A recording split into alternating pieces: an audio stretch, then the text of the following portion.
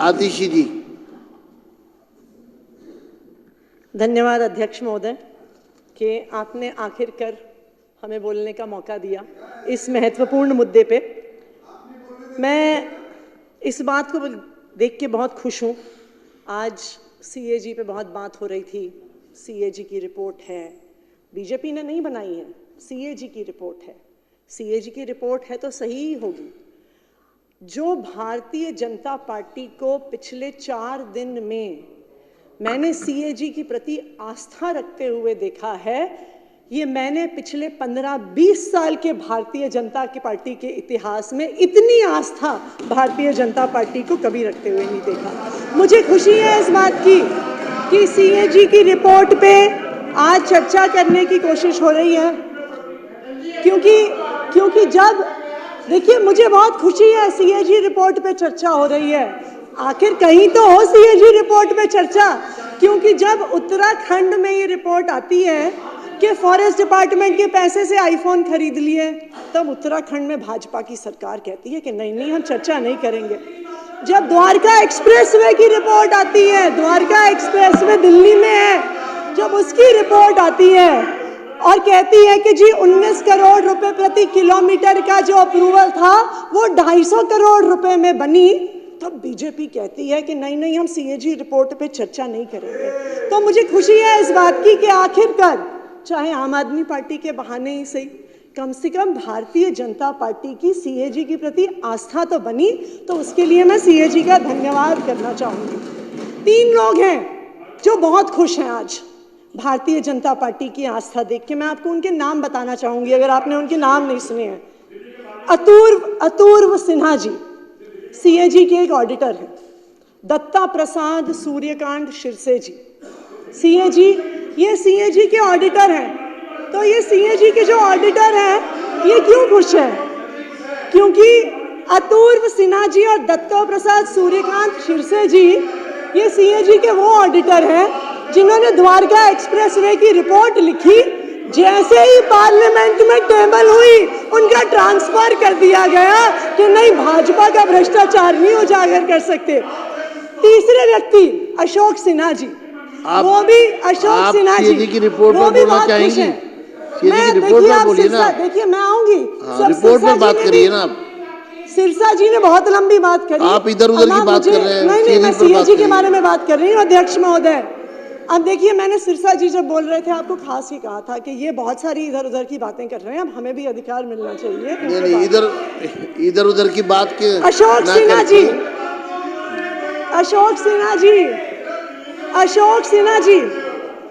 जिन्होंने आयुष्मान भारत की CAG report लिखी। अभी मारवा जी ने थोड़ी देर पहले सुन लीजिए हमने भी आपकी बात सुनी। सुन लीजिए, बहुत सारी चीजें बाकी हैं होनी। अरे सुन लीजिए, हम मुझे पता है आप तो नहीं सुन रहे हैं। अरे आप शांत रहिए, आपको हमारा जवाब तो चाहिए।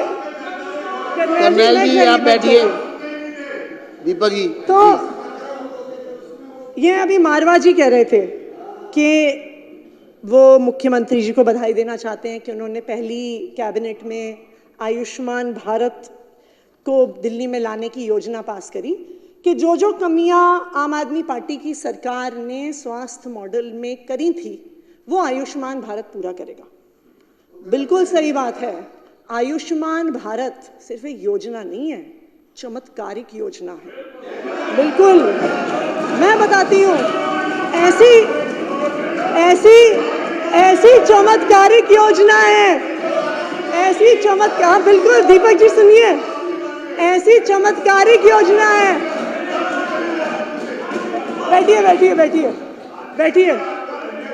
ऐसी चमत्कारिक योजना है, 88,000 मरीजों का मरने के बाद इलाज कर दिया, ये सीएजी की रिपोर्ट बताती है। ये आप ऐसी चमत्कारिक योजना है, 2 लाख से ज्यादा पेशेंट की डिस्चार्ज के बाद सर्जरी करा दी। ऐसी चमत्कारिक योजना है, ऐसी चमत्कारिक योजना है कि 21,000 लोगों का इलाज अलग-अलग अस्पताल में करा दिया। चर्चा नहीं कर रहा, ये ठीक नहीं है। अब आप लोग आपको मैं फिर कहना चाहूंगा सीएजी पर बात करिए। 3 दिन से सीएजी पर बात करिए। 4थे दिन से 2 सीएजी, 2 अध्यक्ष महोदय, दो सीएजी रिपोर्ट पे चर्चा हुई है, दो सीएजी रिपोर्ट पे चर्चा हुई है। मैंने जब और जो अध्यक्ष महोदय पढ़ लीजिए, दीपक जी सीएजी की रिपोर्ट पढ़ लीजिए, अभी बहुत आस्था थी जो तथ्य आतिशी जी ने रखे हैं वो तथ्य अभी आप हमसे कह रहे थे गुमराह, सदन को गुमराह करने वाले हैं। ये सारे तथ्य भाजपा वाले को आपने यहाँ रखा है, इनका कोई ऑथेंटिक वो नहीं है वाले कह रहे और ये राजनीति से प्रेरित आपके वक्तव्य का हिस्सा है। अध्यक्ष जी, पंजाब में से पैसा लेते हैं, मेरा ये अनुरोध है, पंजाब में पैसा लेते जो हैं, तथ्य गुमराह करने वाले हैं पैसा लेते वो सदन की कार्रवाई से हटाया जाए। अध्यक्ष जी, पंजाब में पैसा लेते इस नाम से, ये आयुष्मान भारत का पैसा पंजाब में लेते हैं, वहां जाके उन्हीं हॉस्पिटलों में देख के आते हैं और यहाँ के कहते बुरा है। सर जी बैठ जाइए, बैठिए बैठिए बैठिए बैठिए बैठिए आप बैठिए। सिरसा जी, दो सीएजी रिपोर्ट अभी टेबल हुई, सीएजी से संबंधित बात करिए। रिपोर्ट के समय तो हम बाहर थे और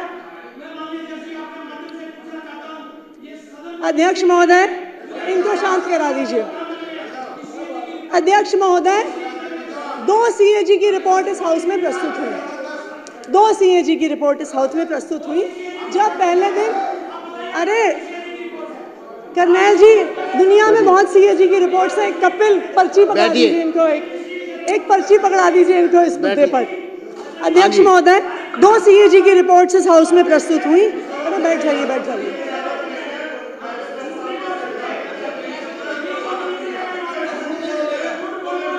आप बैठिए बैठिए बैठिए। आतिशी जी, मैं आपको रिक्वेस्ट करूंगा, आप सदन को गुमराह करने वाला स्टेटमेंट ना दें। नहीं, मैंने ये क्योंकि आपके तथ्य निराधार है। अध्यक्ष महोदय, ये सारा डेटा सीएजी की रिपोर्ट से है, ये गुमराह करने वाला डेटा आगे बात करिए, सीएजी पर बात करिए। पिछले 3 दिन तो अध्यक्ष महोदय ने हमें बाहर सड़क पे रखा, आज हम हाउस में हैं। लेकिन अच्छी बात क्या है कि जो रिपोर्ट, जो सदन की प्रोसीडिंग है वो यूट्यूब पर भी आती है, तो हम यूट्यूब पर भी देख रहे थे कि क्या चर्चा हो रही है। तो मैंने गिनती करी थी, हो सकता है वो गिनती गलत हो सकती है, लेकिन सीएजी की पहली रिपोर्ट जो प्रस्तुत हुई, एलजी साहब का अभिभाषण, और आज तो सीएजी की दूसरी रिपोर्ट प्रस्तुत हुई है। मेरे ख्याल से भारतीय जनता पार्टी ने, शायद ये आंकड़ा गलत हो सकता है, इसको मुझे करेक्ट कर लीजिएगा, 55 लोगों ने अभी तक अपनी बात रखी है पिछले 4 दिन में अंदर। और क्या बात रखी? अध्यक्ष महोदय ने मुझे एक चिट्ठी लिखी थी कि सदन की गरिमा बनाए रखने की ज़रूरत है, कि गरिमा सदन में होनी चाहिए। मैं यही उम्मीद करती हूँ कि जब आपके ही एक सदस्य ने यहाँ पर कहा था, जब यहाँ पर आपके चलिए, आपके पास नहीं, अध्यक्ष जी मुझे बात पूरी करने दीजिए। अध्यक्ष जी मुझे बात पूरी कंक्लूड करिए ना, आप सीएजी पर बात करिए, सीएजी पे बात करिए। मैंने सब बात मान ली।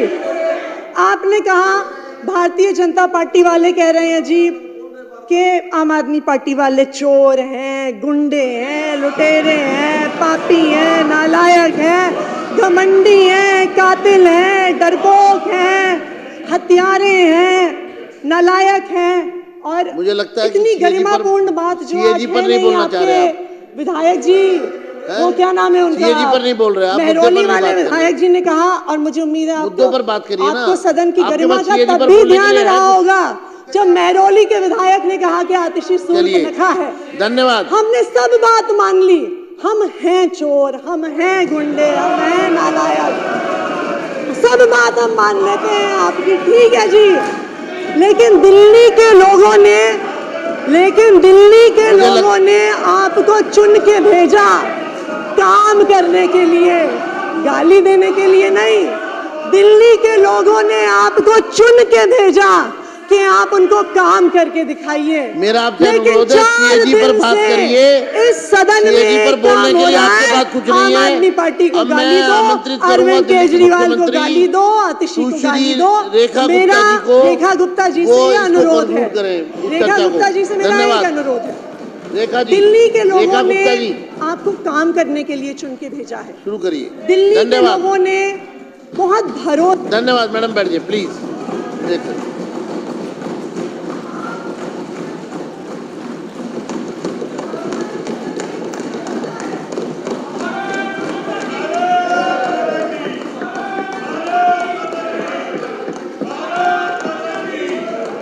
शांत हो जाए, सभी लोग शांत हो जाएं। रेखा जी शुरू करेंगी। चलिए।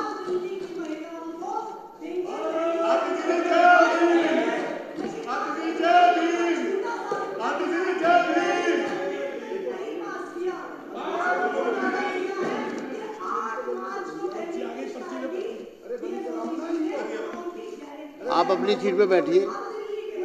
संजीव जी आप अपनी भाई सीट पे जाइए। जितनी मर्जी स्लिप वहां से भी भेज सकते हो आप। कमियां आम आदमी पार्टी की रही हो, जो कि कितनी भी कमियां रही हो, परंतु एक अच्छी बात आम आदमी पार्टी के नेताओं में ये जरूर है कि आखिरी में गलती मान लेते हैं। एक बार जोरदार तालियां। आज स्वयं आतिशी बहन ने कहा कि हम बाकी सारी चीज़ें जो उन्होंने एक्सेप्ट करी, आप सब ने जो कही बहुत बढ़िया बात है। और इसी प्रकार केजरीवाल जी ने स्वयं माना कि मैं यमुना साफ नहीं कर पाया, मैं पानी नहीं दे पाया, मैं गलती मानता हूँ, मुझे और समय दे दिया जाए। ये बहुत अच्छी बात है कि आखिरी में आकर के अपनी गलती मान लेना भी एक गलती का सुधार है। अध्यक्ष जी, मैं तो केवल इतनी बात कहूंगी कि आतिशी बहन, हमारी इस सरकार में मेरे अलावा 4 बहनें हैं। मुझे चिंता होती है आतिशी जी की, बहन है हमारी, कि आतिशी जी आप केजरीवाल साहब का इतना साइड ना लीजिए, इतना साइड ना लीजिए। और आपसे कहना चाहूंगी कि तू इधर उधर की ना बात कर, तू इधर उधर की ना बात कर, ये बता कि काफिला कैसे लुटा। और आज केजरीवाल जी आपको यहाँ फंसा के न जाने कौन से बिल में घुस गए हैं, जब वो स्वाति मालीवाल को अपने घर में बुला करके उसके साथ दुर्व्यवहार कर सकते हैं, तो आतिशी जी आप भी कोई दूर नहीं है। कल को आपके लिए भी कोई घटना दुर्घटना ना हो, इस बात की मुझे चिंता है। जब स्वाति मालीवाल के साथ कुछ हो सकता है, उसको घर में बुला के राज्यसभा सांसद को, आतिशी जी आप हमारी बहन है, मुझे चिंता है आपकी, आपको ध्यान रखना चाहिए। बैठिए, मुझे कार्रवाई, मैं चेतावनी देता हूँ विपक्ष को। अध्यक्ष जी, सीएजी की चर्चा पर, अध्यक्ष जी, सीएजी की रिपोर्ट पर, अब मेरी बारी में ये लोग ऐसे बोलेंगे, और मुख्यमंत्री थोड़ी सभ्यता रखनी चाहिए, करने दीजिए। थोड़ी सभ्यता रखें, आप साथी हो हमारे, थोड़ी सभ्यता रखें। बात ये भी नहीं है कि अस्पताल में हेल्थ विभाग के द्वारा जो बजट दिया गया वो उपयोग हुआ कि नहीं। बात ये भी नहीं है कि कितने बेडों की जरूरत थी और कितने मिले। बात ये भी नहीं है कि दवाइयाँ जो चाहिए थी जनता को वो दी नहीं गई। बात ये है कि जो दिल्ली के लाखों लोग इनके अस्पतालों की वजह से धक्के खाते खाते दुखी हुए, उसके जिम्मेवार ये आम आदमी पार्टी के लोग हैं। आप सीएजी से मत भागिए, बैठिए। आएंगे आएंगे आएंगे आएंगे, चिंता मत कीजिए, बिल्कुल आएंगे। अभी आप सुनने का मादा रखिए। अभी ये देखिए ये लोग क्या करते हैं, जब इन्हें पता है कि अब इनकी और उंगली है। आपकी मैडम का उसमें नाम है क्या? आपकी मैडम का नाम है क्या? मार्शल जनरल सिंह जी को बाहर ले जाए। चलो चलो।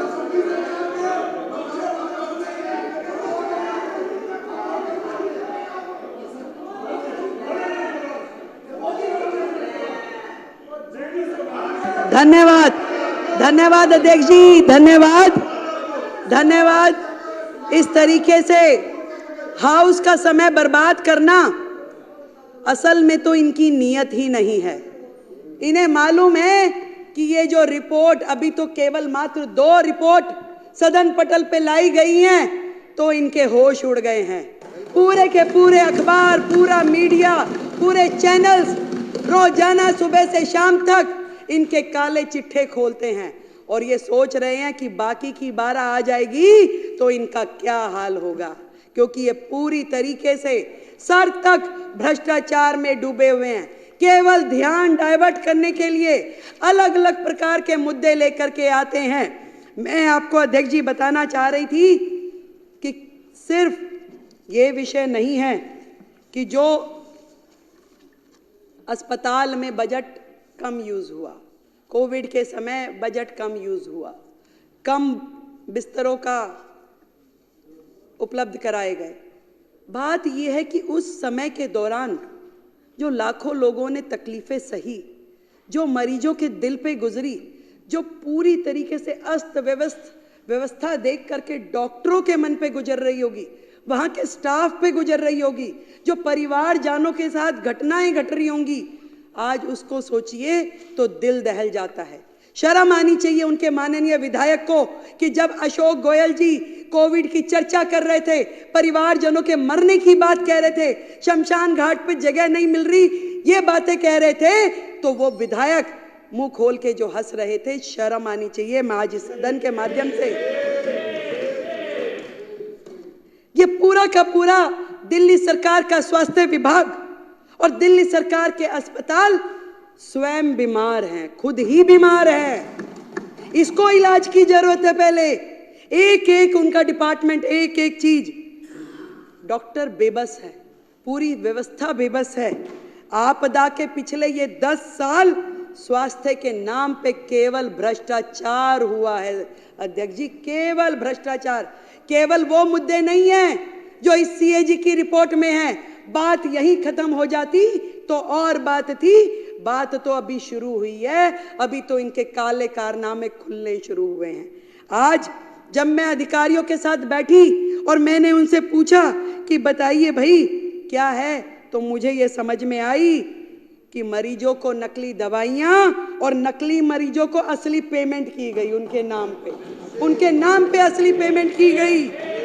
और मोहल्ला क्लिनिक की तो जो हालत है, मोहल्ला क्लिनिक की तो ये हालत थी जहां मरीज भी नकली, जहां पे टेस्ट भी नकली, जहां दवाइयां भी नकली, परंतु एक चीज असली रही, पेमेंट असली हुई है, बाकी सब कुछ नकली। कितने मरीज आते हैं, अस्पताल बंद में भी पेमेंट हो जाती है, करोड़ों रुपए की मोहल्ला क्लिनिक के नाम पे पेमेंट हुई, परंतु उसकी कहीं से कहीं तक कोई भी अकाउंटेबिलिटी नहीं है।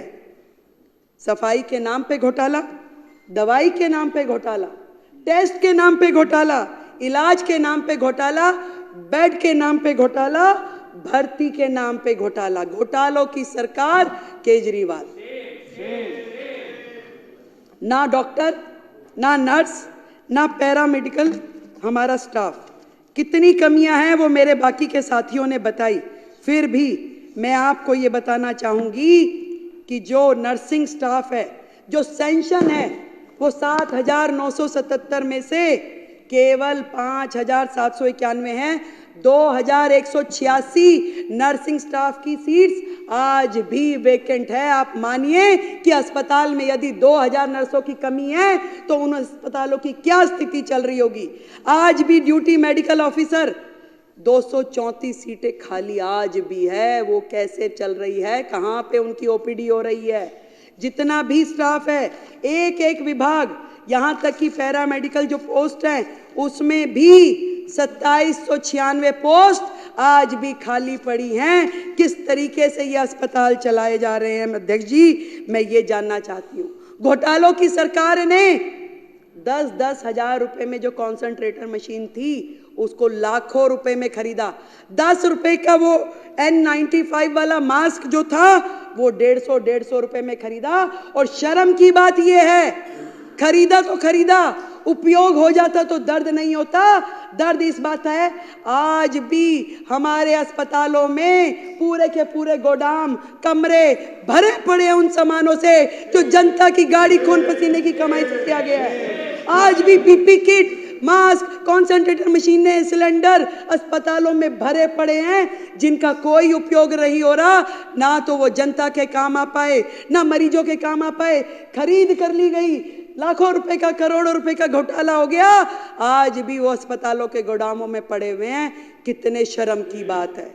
एक एक अस्पताल का गोदाम जाके खोल के देखिए, वहां पे क्या क्या पड़ा हुआ है, मिट्टी हो रहा है, परंतु इनके कान पे जूं नहीं रेंगती। कितनी बुरी स्थिति है। कितनी सारी बीपी मशीनें खरीदी गई, पेमेंट हो गई, परंतु कहां गई, कौन इस्तेमाल कर रहा है, कोई अकाउंटेबिलिटी नहीं है। कहां पे हो रहा है ये सब। ICU, CCU, operation theatre, MRI, सारी की सारी मशीनें, कोई रेट फिक्स नहीं है, कोई दर नहीं, कहां किस तरीके से खरीद हो रही है, कोई पूछने वाला नहीं था। मैं आपको बताना चाहती हूं, एक्ट, क्लिनिकल एस्टेब्लिशमेंट एक्ट 2010, जो कि कोर्ट के आदेशानुसार लागू कर दिया जाना चाहिए, वो एक्ट जिसके माध्यम से पूरा का पूरा हमारे क्लिनिक, हॉस्पिटल, लैब और जितने भी टेस्टिंग सेंटर्स हैं उनको रजिस्टर किया जाता है और मॉनिटर किया जाता है। आपको ये जान करके माननीय सदस्यों ये हैरानी होगी कि आज भी दिल्ली जो है देश की राजधानी, घिसे पिटे 1993 के Delhi nursing home registration act के माध्यम से चल रहा है, ना कि 2010 में बने हुए क्लिनिकल एस्टेब्लिशमेंट एक्ट के हिसाब से। क्योंकि इस पूरे एक्ट के माध्यम से अगर चलते तो वहाँ पे बहुत सारी चीज़ों की जवाबदेही तय हो जाती, परंतु पुराने नियमों के अनुसार जब वो काम कर रहे तो उनको कोई मतलब ही नहीं, क्योंकि बहुत सारी चीज़ें उसमें कवर ही नहीं होती, जो मर्जी करें, कोई पूछने वाला नहीं है। जबकि माननीय हाई कोर्ट ने मई 2022 के में ये निर्देश दिया कि भाई आपको केवल सीईए एक्ट के अनुसार काम करना है, परंतु इस सरकार ने उस एक्ट को लागू ही नहीं किया, उनके हेल्थ मिनिस्टर ने उसे लागू ही नहीं किया। और आज इस सदन के माध्यम से मैं बताना चाहती हूं कि हम अगले हाउस में सबसे पहले इस एक्ट को, जो क्लिनिकल एस्टेब्लिशमेंट एक्ट 2010 है, इसको लेके आएंगे और सारे आगे के निर्णय उसी एक्ट के माध्यम से लिए जाएंगे। इस सरकार का तो भगवान ही मालिक था और शायद भगवान ने इसीलिए इनको इनका फल भी दे दिया। हाई कोर्ट ने बार बार रिकमेंडेशन दिया, अनेकों बार स्वयं ओटो उन्होंने संज्ञान लिया और ये कहा, फरवरी 2024 में भी कहा, एक कमेटी भी बनाई गई, डॉक्टर सरीन कमेटी, जिसमें पूरा का पूरा हॉस्पिटल सर्विस डिलीवरी सिस्टम जो है वो इम्प्रूव हो, कैसे मरीजों का रजिस्ट्रेशन हो रहा है, कहाँ पे उनका इलाज चल रहा है, किसकी ओपीडी हुई, पूरा का पूरा रेगुलेशन जो है वो ध्यान में आए, परंतु कभी सरकार ने हाई कोर्ट के आदेश के बावजूद भी किया नहीं। आज भी कौन मरीज आ रहा है, क्या इलाज हो रहा है, क्या बिलिंग हो रही है, क्या रिकॉर्ड है, किसी किताब में दिखाई नहीं देता। हाई कोर्ट के आदेशानुसार उसके कहने के बावजूद उन्होंने स्वयं ओटो रिकमेंडेशन दिया कि आपका स्वास्थ्य विभाग गलत काम कर रहा है, जीरो है, इस पे लागू की जाए डॉक्टर सरीन कमेटी की रिपोर्ट्स, परंतु केजरीवाल और उनकी सरकार ने इसे लागू नहीं किया। कितने शर्म की बात है। मैं आपको बताना चाहती हूं 24 हॉस्पिटल जो इस सरकार के कार्यकाल में शुरू हुए, करोड़ों करोड़ रुपए के बजट से एक भी अस्पताल का काम पूरा नहीं हुआ सर, एक भी अस्पताल का काम। 24 की रिपोर्ट तो नहीं बोल पाऊंगी, ये सारी है, पर कुछ आपको एग्जाम्पल देती हूं। आपको बताना चाहूंगी एलन हॉस्पिटल, जिसका इनिशियल सैंक्शन कॉस्ट जो था 533 करोड़ था, शुरू हुआ 2019 में, परंतु आज की डेट में भी 2019 से अब तक 65% काम कंप्लीट हुआ है और रिवाइज कॉस्ट जब आई तो 1135 करोड़ रुपए की, डबल ऑफ द कोस्ट, और आज भी काम पूरा नहीं हुआ। आज फिर रिवाइज कॉस्ट की जरूरत है और आज उसमें फिर कितने 100 करोड़ बढ़ाने पड़ेंगे वो पता नहीं। और ये वो प्रोजेक्ट है जिसमें पीडब्ल्यूडी ने कॉन्ट्रैक्टर को 95 करोड़ रुपए की पेनल्टी पे की है, 95 करोड़ रुपए की पीडब्ल्यूडी ने, सरकार ने कॉन्ट्रैक्टर को पेनल्टी दी है। क्या ये सरकार इस 95 करोड़ का हिसाब कौन देगा? इस 95 करोड़ जनता के पैसे का भुगतान कौन करेगा? ये सुन नहीं सकते थे, इसलिए यहां से चले गए। यहाँ इन्हें पता दिया होगा कि भाई मैडम ये बोलने वाली है। 7 अस्पताल जो कि कोविड टाइम में होने थे, बनने थे, जो कि कोविड टाइम में विशेष रूप से आईसीयू हॉस्पिटल बनने थे, एक भी अस्पताल बना ही नहीं। कोविड आया चला गया, एक भी अस्पताल नहीं बना, कोई तो शुरू ही नहीं हुआ। कोई आज भी केवल पोटा कैबिन जैसे स्ट्रक्चर खड़ा कर दिया गया जिसमें कि एक भी फैसिलिटी ऐसी नहीं है। आज भी वो जो 1216 करोड़ रुपए के अस्पताल है वो मिट्टी हो गए हैं, जीरो हो गए हैं। आज भी उनको वर्केबल कंडीशन में लाने के लिए और 1200 करोड़ रुपए लगा दें तो भी कामगार नहीं है, तो भी वो उपयोग नहीं होंगे। इसका हिसाब कौन देगा? ये बात इनको पता थी, इसलिए वो यहां से चले गए। एक एक अस्पताल करोड़ों करोड़ रुपए का, एक भी अस्पताल का काम इन्होंने पूरा नहीं किया। ये जो ज्वालापुरी में एक अस्पताल था जिसकी सैंक्शन कॉस्ट 319 करोड़ रुपए थी, उसके बाद रिवाइज किया गया। मंत्री जी विजिट करने गए जी, वहां 8 फ्लोर का अस्पताल बनना था। मंत्री जी के मन में आया कि नहीं भाई, इस पे 2 फ्लोर और बढ़ा दिए जाए। उन्होंने आदेश दे दिया कि 2 फ्लोर और बढ़ा दो। ना वो 2 बने ना वो 8 हुए। पूरे के पूरे अस्पताल ऐसे 2 अस्पतालों में उन्होंने किया, मादीपुर में और ज्वालापुरी में, और दोनों अस्पताल आज भी पेंडिंग है। एक की कॉस्टिंग जो थी 319 करोड़, दूसरे की 320 करोड़, जिन पे आज तक एक्सपेंडिचर भी हो चुका है। एक पे 247 करोड़ और दूसरे पे 252 करोड़, पर उसकी वैल्यू मिट्टी हो गई, कुछ भी काम आने की स्थिति में नहीं है। मैंने अधिकारियों से पूछा कि बताइए भैया, ये 24 अस्पतालों को कैसे वर्केबल कंडीशन में लेके आएंगे, क्या करेंगे? वो कह रहे मैडम, इतना अनप्लैन्ड वे में काम होता था, किसी को यही नहीं पता था कि अस्पताल है तो उसमें क्या क्या चीज की आवश्यकता है। वहाँ पे मोर्चरी होनी चाहिए, वहाँ पे आईसीयू होना चाहिए, वहाँ पे रिसेप्शन होनी चाहिए, कि वहाँ पे क्या होना चाहिए। एक एक प्रोजेक्ट में इतनी खामियां है कि इसके लिए अलग से एक कमेटी बनानी पड़ेगी, और उस समय के तत्कालिक अधिकारी भी जो हैं उनको भी कटघरे में खड़ा किया जाएगा कि ऐसे अनवर्केबल जो प्रोजेक्ट है उनको सैंक्शन कैसे किया गया, कैसे उसमें करोड़ों रुपए की लागत लग गई। अगर इन 24 प्रोजेक्ट की इन प्रोजेक्ट की कॉस्टिंग ही अगर हम कैलकुलेट करें तो भी दिल्ली का करोड़ों करोड़ रुपए का नुकसान हो चुका है। ये बात इनको जवाब देना पड़ता, इसलिए ये हाउस में से चले गए हैं। एक और बात बताना चाहूंगी, 2014 के बाद से लेके अब तक एक एक्ट होता है, एसेंशियल ड्रग्स की लिस्ट बनती है। सरकार वो लिस्ट बनाती है कि आपके जितने भी लोकल प्रिक्योरमेंट जितनी हो वो उसके माध्यम से हो, वो दवाइयाँ जो है उस रेट पे और वो दवाइयाँ खरीदी जा सके। 2000 के बाद से इन्होंने एसेंशियल ड्रग लिस्ट बनाई ही नहीं, उसी लिस्ट पे काम करते रहे। जबकि किसी राज्य में वो 1 साल में रिवाइज होती है, किसी में 2 साल में होती है, परंतु होती जरूर है। उसको ऐसा नहीं होता कि सालों साल चलाए रहो। और इसका नुकसान ये हुआ कि हर अस्पताल ने अपनी ही लिस्ट निकालनी शुरू कर दी, अपना ही लोकल काम करना शुरू कर दिया, और उसमें आप सोचिए कि कितना घोटाला हुआ होगा, जो कि अभी सामने आना बाकी है, सामने आना बाकी है। कोई इनकी सेंट्रल परचेजिंग नहीं, हर अस्पताल को छूट है कि भैया अपना कीजिए जो आप करना चाहते हैं। हेल्थ और फैमिली वेलफेयर डिपार्टमेंट ने 15 प्लॉट डीडीए से खरीदे 684 लाख में।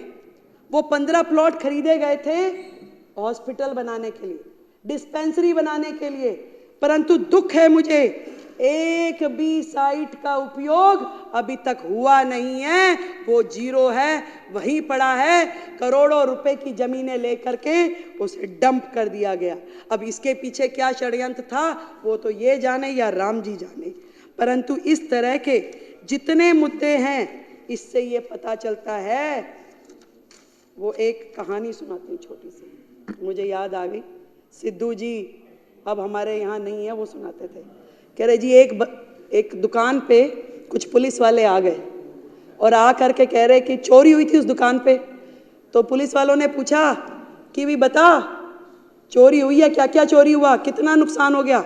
और वो पुलिस वाले बात करते जाएं और वहाँ पड़े हुए बादाम और काजू खाते जाएं, हाथ में मुट्ठी भरी खाते खाते बात करते रहे कि बताओ भाई और क्या क्या हुआ, कितना नुकसान हुआ। कह रहे सर नुकसान तो अभी चल ही रहा है, पूरा हुआ कहाँ है। तो नुकसान तो अभी चल ही रहा है, अभी पता नहीं चला कि कितना नुकसान और है जिसकी परतें अभी खुलनी बाकी है। ये बात करते हैं कि महिलाओं को 2,500 रुपए कब देंगे। करोड़ों करोड़ रुपए के कर्जे में डूबी हुई इस दिल्ली सरकार की हालत इन्होंने जिस प्रकार से छोड़ी है, ये हमसे इनकी औकात नहीं है। हमसे पूछे कि ये 2,500 रुपये हम कब देंगे। हमारा वायदा है हम जरूर देंगे, पर इनकी हैसियत नहीं है कि वो हमसे पूछें कि हम ये 2,500 रुपये कब देंगे। मैं आपको ये कहना चाहती हूँ, चोर चोरी से जाए ऐसा हो नहीं सकता। ये चोरी की जो आदत है इनकी लगातार जिस तरीके से चल रही है, बच्चों के स्कूल के क्लासरूम में चोरी, सड़कें बनाने में चोरी, इलाज में चोरी, ठेकों में चोरी, शराब तक में चोरी, जितने भी काम हैं प्रदूषण में, यमुना सफाई में, सब में चोरी। चोरी यहीं रुक जाती तो शायद पता चलता, पर उससे बड़ी चोरी एक और बताती हूँ। यहाँ तक कि दिल्ली सरकार के सोशल मीडिया हैंडल्स की भी चोरी। दिल्ली सरकार के social media handle, CMO Delhi के ये अकाउंट माननीय केजरीवाल जी ने तुरंत जैसे ही सरकार बदली, केजरीवाल एट वर्क करके अपने हैंडल में तब्दील कर लिया। क्या ये उनकी प्रॉपर्टी है? ये दिल्ली सरकार की प्रॉपर्टी है। ये आतिशी जी का ये अकाउंट, ये भी आज तक इन्होंने वापस नहीं किया। चाहे इंस्टाग्राम हो, चाहे फेसबुक, चाहे ट्विटर, एक भी अकाउंट ये इन्होंने वापस नहीं किया। हमने इनकी कंप्लेंट दर्ज कराई है। जो सोशल मीडिया अकाउंट की भी चोरी करके ले गए, उनसे आप क्या उम्मीद करोगे कि वो और क्या छोड़ के जाएंगे। अध्यक्ष जी, इतना कहना चाहूंगी, 10 साल दिल्ली बेहाल, 10 साल दिल्ली बेहाल, कर गए कमाल, कर गए कमाल। नोटंकी, भ्रष्टाचार, चाल पे चाल। वाह रे केजरीवाल, वाह रे केजरीवाल। इस बुरी स्थिति में दिल्ली को पहुंचाने के बाद भी कहते हैं ना, एक तो चोरी ऊपर से सीना चोरी। ये लोग यहाँ खड़ के कुछ बोलने की हैसियत में नहीं है अध्यक्ष जी। ये हमारी ओर उंगली उठाने के से पहले ये देखे कि जो उंगलियां इनकी तरफ है उसका जवाब तय करके आए। आज जिन परिस्थितियों में हमें दिल्ली सरकार मिली है, हम अपनी पूरी मेहनत के साथ में काम कर रहे हैं। एक एक विभाग जिस तरीके से कर्जे में डूबा है, जो उसकी हालत है, सबको समझने में, सबको उठाने में न जाने हमें कितना वक्त लग जाएगा। परंतु हमारी नीति और हमारी नीयत स्पष्ट है, साफ है, ईमानदारी से काम करना चाहते हैं। और हमारी ये पूरी टीम, मैं और मेरे पूरे मंत्री, सभी विधायक दिल्ली को इस भयंकर स्थिति से बाहर लेके जाएंगे और वो सारे काम करेंगे जो दिल्ली के हित में हैं। आज इस सदन के माध्यम से मैं बताना चाहती हूँ। अभी केवल 2 रिपोर्ट आई हैं अध्यक्ष जी, अभी बाकी आनी बाकी है। तो यही कहना चाहूंगी कि इब्तिदाए इश्क है, रोता है क्या, आगे आगे देखिए होता है क्या। बहुत बहुत धन्यवाद।